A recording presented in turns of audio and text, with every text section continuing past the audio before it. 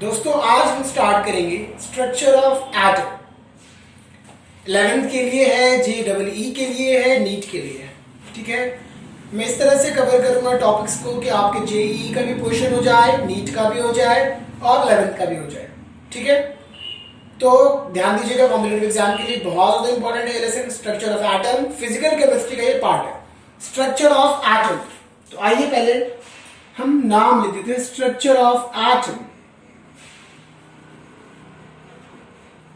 Structure of atom, सबसे पहली चीज हम समझेंगे कि एटम क्या है। आप जैसे जानते हो कि अगर मैं कोई चैप्टर स्टार्ट करता हूं तो पहले उस चैप्टर के मीनिंग को समझाता हूं। तो सबसे पहले, क्योंकि इस लेसन में पूरा पूरा एटम ही पढ़ना है, तो हम सबसे पहले समझेंगे कि एटम क्या है। लेकिन एटम समझाने के लिए मैं बिल्कुल बेसिक से जा रहा हूं, बिल्कुल बेसिक से जा रहा हूं बेटा, मैटर को मैं पकड़ रहा हूं। ठीक है, तो हम बात करते हैं मैटर से। Matter, what is matter? आपने लोअर स्टैंडर्ड में 9th 8th में पढ़ ही लिया होगा मैटर क्या होता है। एक simple definition, anything around us is matter. हमारे चारों तरफ पाए जाने वाली हर एक चीज मैटर है, जिसमें कुछ ना कुछ वजन हो, मास हो, और जो कुछ ना कुछ जगह कवर करे, कुछ ना कुछ स्पेस कवर करे, मतलब कुछ जगह छेके और उसमें कुछ ना कुछ मास हो, वजन हो, उसको हम लोग क्या बोलते हैं? मैटर। तो आप एग्जाम्पल पकड़ लीजिए, मार्कर पकड़ लीजिए। इस मार्कर का कुछ ना कुछ वजन होगा और ये कोई कुछ ना कुछ जगह छेकेगा। इट ऑक्यूपाई सम स्पेस, कुछ स्पेस कवर करेगा, कुछ जगह कवर करेगा। तो हर एक चीज क्या बेटा, एक एग्जांपल लेता हूं, सुई से लेके हाथी तक, एग्जांपल समझाने के लिए, निडल से लेके एलिफेंट तक मैटर है। हर एक चीज मैटर है, चाहे वो एक निडल ही क्यों ना हो, एक सुई क्यों ना हो, वो भी एक मैटर है। तो मैटर की स्टडी में साइंटिस्ट जो है बहुत ज्यादा इंटरेस्ट ले रहे थे, और क्योंकि ये केमिस्ट्री का पार्ट है, तो केमिस्ट्री की डेफिनेशन ही है study of matter is called chemistry. अगर सिंपल आप डेफिनेशन बोले केमिस्ट्री क्या है, तो study of matter is called chemistry. Matter को पढ़ना ही केमिस्ट्री है। आप उसकी प्रॉपर्टीज पढ़ें या आप उसके बारे में कुछ भी पढ़ें, that is nothing but chemistry. तो केमिस्ट्री क्या है? Study of matter. ठीक है, अब मैटर के बारे में तो ऑलरेडी पता ही था। अब साइंटिस्ट सोचने लग गए कि क्या मैटर भी किन चीजों से मिलकर बना है? मैटर किन चीजों से मिलकर बना है? अगर ये मार्कर ही है तो मार्कर किसी चीज से तो मिलकर बना होगा। इसका सबसे छोटा पार्ट क्या होगा? जैसे एक एग्जांपल ले रहा हूं कि हम ह्यूमंस या कोई भी एनिमल्स, कोई भी लिविंग ऑर्गेनिज्म सेल से बने हैं, छोटे छोटे सेल से बने। सेल क्या है? Structure and function unit of life, बचपन से पढ़ते आ रहे हैं बायोलॉजी में। सेल क्या है? हमारे बॉडी का सबसे छोटा पार्ट है, और वो बार बार बार बार रिपीट होता है, फिर सेल हमारी बॉडी तैयार होती है। ये हमने पढ़ा। जिस तरह हमारा घर ईंट से तैयार होता है, ईंट, ब्रिक्स, वो ब्रिक्स बार बार रिपीट करते हैं, वो ईंट बार बार हम लगाते हैं, फिर क्या हमारा घर तैयार हो जाता है। मतलब बेसिक रिपीटिंग यूनिट क्या है? उसके लिए जो बेसिक रिपीटिंग यूनिट है वो है ईंट, घर के लिए ब्रिक्स, और हमारी बॉडी के लिए, कोई भी एनिमल्स के लिए सेल। ठीक उसी तरह वो मैटर के ऊपर सोच रहे थे साइंटिस्ट कि क्या ये भी किसी चीज से बना है जो बार बार रिपीट हो रहा हो। तो हमारे इंडियन फिलोसफर जिनका नाम है महर्षि कनद, इंडियन फिलोसफर महर्षि कनद,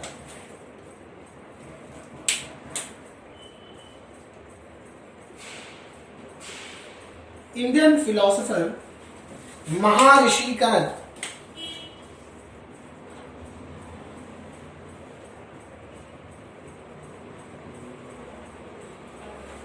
महर्षि कनद, इन्होंने बताया कि हाँ मैटर जो है वो रिपीटिंग पार्ट से मिलकर बना है, रिपीटिंग यूनिट से मिलकर बना है। मैटर का सबसे छोटा यूनिट जो है उसको उन्होंने परमाणु कहा। ये एक हिंदी वर्ड है परमाणु, जिसको इंग्लिश में हम लोग एटम बोलते हैं। तो उन्होंने हिंदी में बोला कि किसी भी मैटर को हिंदी में पदार्थ भी बोलते हैं, तो किसी भी पदार्थ का सबसे सूक्ष्म कण परमाणु कहलाता है। उन्होंने हिंदी में बोला, मतलब ये कि किसी भी मैटर का सबसे छोटा पार्ट वो कहलाता है एटम। ये महर्षि कनद ने बोला। फिर बाद में इनकी इस थ्योरी को जॉन डाल्टन ने पुट फोर्थ किया, इनकी थ्योरी को लिया और कुछ पोस्टुलेट्स दी। पोस्टुलेट्स का मतलब ये होता है कि कोई साइंटिस्ट अगर इसके बारे में बोल चुका है, उसी बात को हम आगे बताते हैं, उसको बोलते हैं पुट फोर्थ करना। तो जॉन डाल्टन ने इनकी थ्योरी को पुट फोर्थ किया और कुछ पोस्टुलेट्स दिए। एटम एक ग्रीक वर्ड है जिसका मतलब होता है indivisible. Atom is a Greek word, ये ग्रीक वर्ड है जिसका मतलब होता है इनडिविजिबल। इनडिविजिबल मतलब जिसको डिवाइड नहीं किया जा सकता, जिसको डिवाइड नहीं किया जा सकता उसको बोलते हैं हम लोग इनडिविजिबल, जिसको हम आगे डिवाइड नहीं कर सकते। तो ये बात महर्षि गणत ने भी बोला था कि किसी मैटर का सबसे छोटा पार्ट परमाणु कहलाता है, जिसको हम आगे डिवाइड नहीं कर सकते, जिसको आगे हम डिवाइड नहीं कर सकते, तोड़ नहीं सकते। ये चीज डाल्टन ने भी बताया, और डाल्टन ने ग्रीक वर्ड में, उनका नाम ग्रीक वर्ड है एटम, जिसका मतलब ये इंडिविजिबल। इंडिविजिबल मतलब जिसको हम आगे डिवाइड नहीं कर सकते, मतलब एटम किसी भी मैटर का वो पार्टिकल है, किसी भी एटम का वो पार्टिकल है जिसको हम डिवाइड नहीं कर सकते, जिसको हम आगे डिवाइड नहीं कर सकते, जिसको आगे हम तोड़ नहीं सकते। तो ये बात थी एटम की कि एटम है क्या। तो फिलहाल आपको ये पता चल गया होगा कि मैटर का सबसे छोटा पार्ट जिसको आगे डिवाइड नहीं किया जा सकता एटम कहलाता है। ठीक, अभी चूंकि हम आगे जान चुके हैं कि एटम को भी डिवाइड किया जा सकता है, इसके भी सब एटॉमिक पार्टिकल्स होते हैं, तो ये रिसेंटली डिस्कवरी जो है उससे पता चला है। लेकिन अभी हम बिल्कुल स्टार्ट में, बिल्कुल आपको स्टार्ट से लेके चल रहा हूं कि मैटर के बाद एटम की थ्योरी आई, फिर किस तरीके से सारी चीजें पता चली, पूरा मैं आपको लेके जा रहा हूं। ठीक है, तो ये बात थी एटम की। तो साइंटिस्ट एटम में बहुत ज्यादा, एटम और मैटर में बहुत ज्यादा इंटरेस्ट लेने लग गए, अलग अलग साइंटिस्ट, और फिर एक के बाद एक साइंटिस्ट आते गए और अपनी अपनी थ्योरी देते गए, और इस तरह फिर हमारा जो एटम है ये काफी ज्यादा ब्रॉड कॉन्सेप्ट होता गया। तो डाल्टन ने जो पोस्टुलेट्स दिए, वो पोस्टुलेट्स में उन्होंने एटम को डिफाइन किया। ये बात मैं कर रहा हूं 1803 टू 1808 के आसपास, 1803 टू 1808। जॉन डाल्टन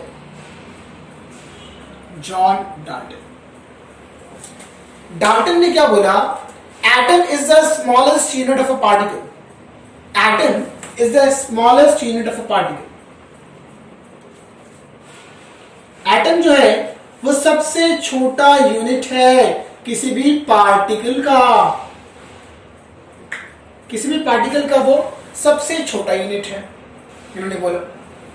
उसके बाद दूसरा पॉइंट इन्होंने बोला कि एटम इज इंडिविजिबल, क्योंकि एटम नाम ही है एटम, जिसका मतलब ही होता है इंडिविजिबल। तो atom is indivisible and indestructible.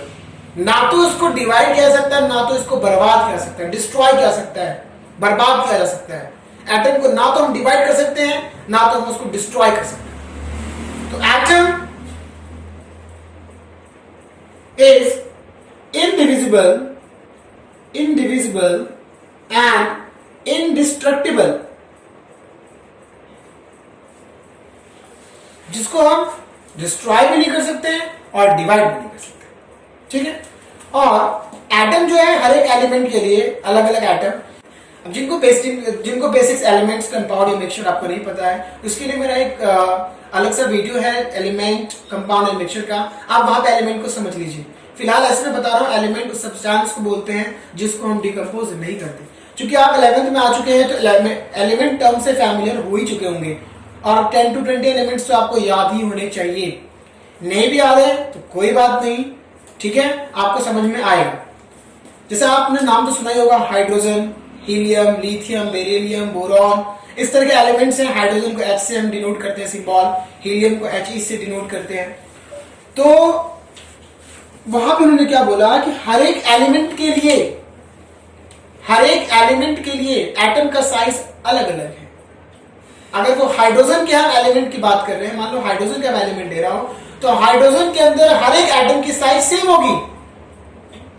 जैसे फॉर एग्जांपल कोई घर है, अगर उस घर के अंदर कोई ब्रिक्स ले रहे हैं, कोई ईंट ले रहे हैं, तो हर एक ईंट का शेप एंड साइज हर एक ईंट का शेप एंड साइज सेम होता है। उसी तरह एटम जो है हर एक एलिमेंट का सेम होगा, मतलब सेम एलिमेंट का। अगर मैं हाइड्रोजन की बात कर रहा हूं तो हाइड्रोजन के हर एक एटम का साइज एंड शेप जो होगा वो सेम होगा। ठीक है, तो उन्होंने क्या बोला, सेम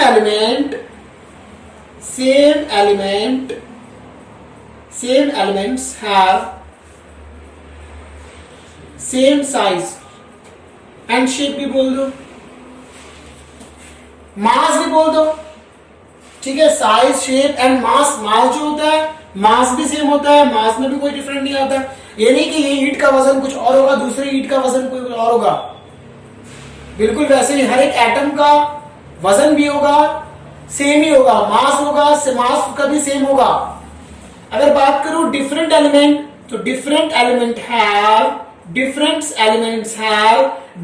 साइज, शेप, मास। बात करेंगे अगर हाइड्रोजन की और हीलियम की, तो बेटा हाइड्रोजन के एटम का मास और हीलियम के एटम का मास डिफरेंट होगा, क्योंकि दो अलग अलग एलिमेंट हैं, तो दोनों के एटम का मास भी डिफरेंट होगा, उसका साइज भी डिफरेंट होगा। तो दोनों की एटॉमिक साइज भी डिफरेंट होगी, दोनों की एटॉमिक मास भी डिफरेंट होगी। ठीक है, अगर आपने some basic concepts of chemistry lesson पढ़ लिया होगा तो आपको पता होगा कि एटॉमिक मास क्या होता और एटॉमिक साइज क्या होता। तो बेटा एटम का मास भी अलग होता है, एटम का साइज भी अलग। तो ये मैं बात कर रहा था 1803 टू 1808 की, क्योंकि साइंटिस्ट बहुत ज्यादा, बार ये बात बोल रहा हूं कि साइंटिस्ट बहुत ज्यादा इंटरेस्ट ले रहे थे इस चीज को। कुछ साइंटिस्टों का ये मानना था कि क्या सच में एटम को डिवाइड नहीं किया जा सकता या डिवाइड किया जा सकता है। तो साइंटिस्ट एक थे हमारे, डेवी नाम था उनका, डेवी।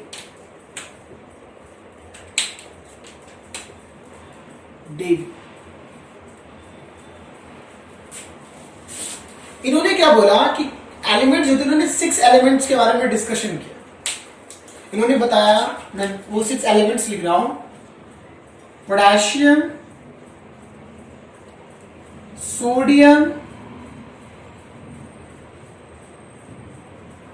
कैल्शियम, स्ट्रोंटियम,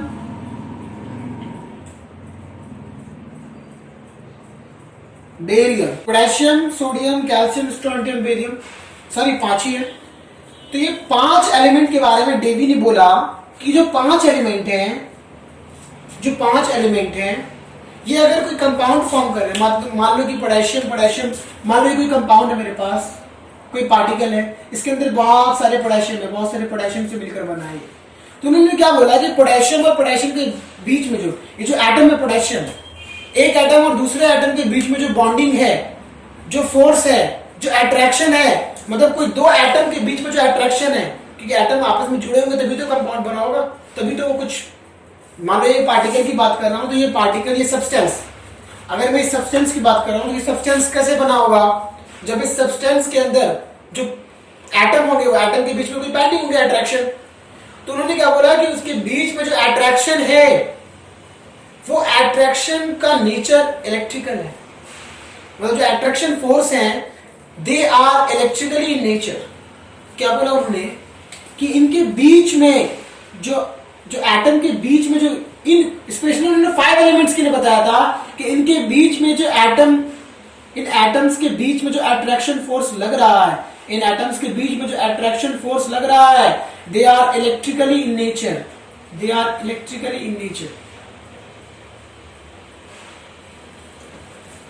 अब जब डेवी ने ये बात बोला तो यार ये जो टॉपिक है ना हमारा एटम का, इस टॉपिक को एक अलग ही रास्ता, एक न्यू वे मिल गया,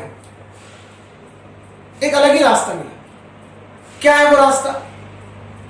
तो ये पता चला कि अगर इलेक्ट्रिकली नेचर है तो एटम के अंदर और भी कुछ चीजें हैं, और भी कुछ चीजें हो सकती है, क्योंकि इलेक्ट्रिकल नेचर है मतलब वो चार्ज पार्टिकल है। इलेक्ट्रिकल अगर नेचर है तो चार्ज पार्टिकल है, वहां से करंट फ्लो हो सकता है। ये बात घूमने लग गई लोगों में। तो इसके बाद जो साइंटिस्ट है हमारे, माइकल फैराडे,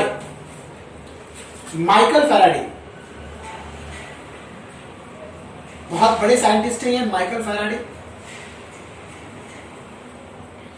तो ये जो हमारे साइंटिस्ट है माइकल फैराडे, इन्होंने रिलेशन दे दिया। माइकल फैराडे इन्होंने रिलेशन दे दिया। मतलब माइकल फैराडे ने क्या बोला कि जो एलिमेंट्स है सिर्फ ये 5 ही नहीं बल्कि जितने एलिमेंट्स हैं वो सब इलेक्ट्रिकली नेचर दिखा रहे हैं। They are electrically nature. मतलब उन्होंने मैटर और इलेक्ट्रिसिटी के बीच में रिलेशनशिप दे दी। माइकल फैराडे ने ये बता दिया कि मैटर और इलेक्ट्रिसिटी, मैटर एंड इलेक्ट्रिसिटी में कुछ ना कुछ रिलेशन है। उन्होंने मैटर और इलेक्ट्रिसिटी को रिलेशनशिप रिलेट कर दिया, एक रिलेशन दे दिया मैटर ने इलेक्ट्रिसिटी को। तो बड़े 1803 टू 1808 की बात है और डेवी की बात अगर मैं करूं तो 1807 टू 1808 की बात है। और अगर मैं माइकल फैराडे की बात करूं तो 1833 की बात है, 1833 के आसपास। और सबसे पहले तो इंडियन फिलोसफर जो थे महर्षि कर्ण, उन्होंने मैटर के बारे में बताया, एटम के बारे में बताया। फिर उसको डाल्टन ने पुट फोर्थ किया। 1803 टू 1808 में डाल्टन काफी चले, काफी फेमस साइंटिस्ट थे। उसके बाद फिर डेवी आए, उन्होंने एक नई चीज बताई कि भाई इलेक्ट्रिकली इन नेचर है, एटम जो है वो इलेक्ट्रिकली इन नेचर है कुछ एलिमेंट्स की, इनके बीच में जो अट्रैक्शन फोर्स लग रहा है। बाद में माइकल फैराडे ने एक अलग ही स्टोरी बयान कर दी, एक अलग ही स्टोरी बताई। उन्होंने ये बोल दिया कि भाई जो मैटर है ना, मैटर और इलेक्ट्रिसिटी इसमें रिलेशन है कोई, तो तभी तो वो इलेक्ट्रिकल इन नेचर है। और सिर्फ ये 5 एलिमेंट नहीं बल्कि सारे के सारे एलिमेंट जो है इलेक्ट्रिकली इन नेचर।